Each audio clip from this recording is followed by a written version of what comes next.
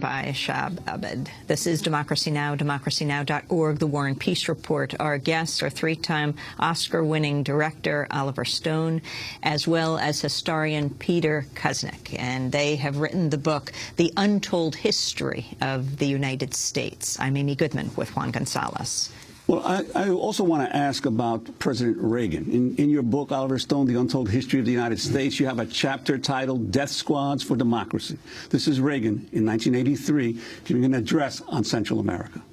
The strategic importance of Central America, bordering as it does in the Caribbean, our lifeline to the outside world. Two-thirds of all our foreign trade and petroleum pass through the Panama Canal and the Caribbean. In a European crisis, at least half of our supplies for NATO would go through these areas by sea. Yeah. Well, talk to us about Reagan and Central America policy. Briefly, Ronald Reagan set American policy back like 20 years. There had been attempts at détente, and he took the Cold War to a new level. He almost took it to the edge of World War again.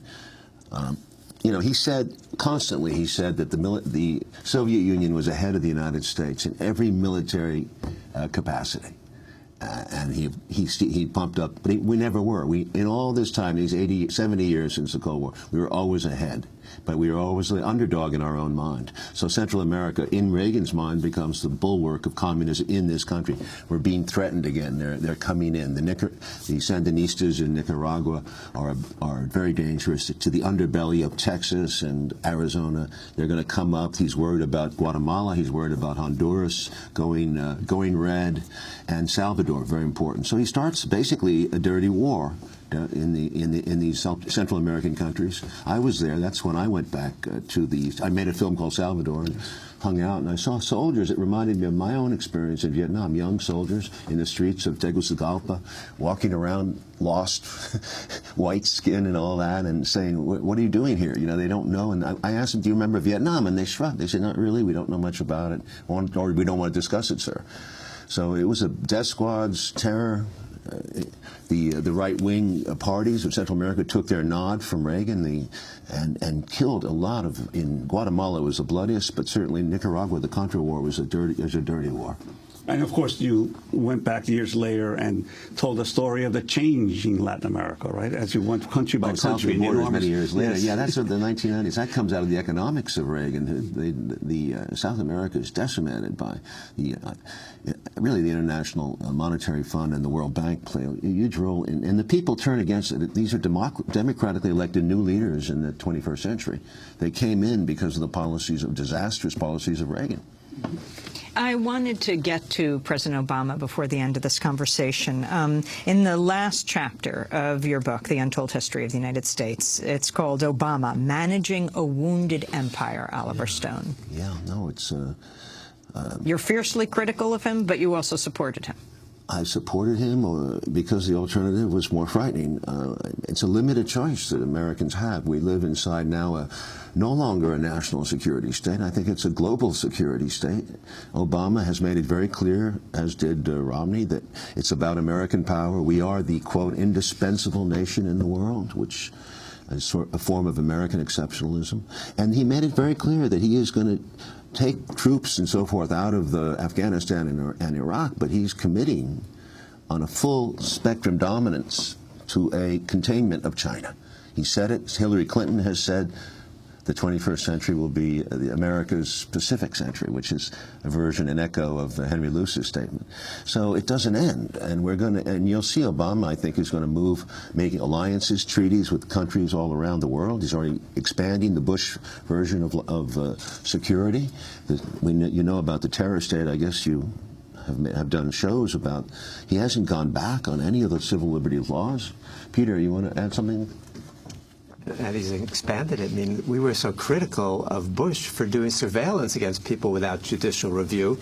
Obama's targeting and killing people without judicial review.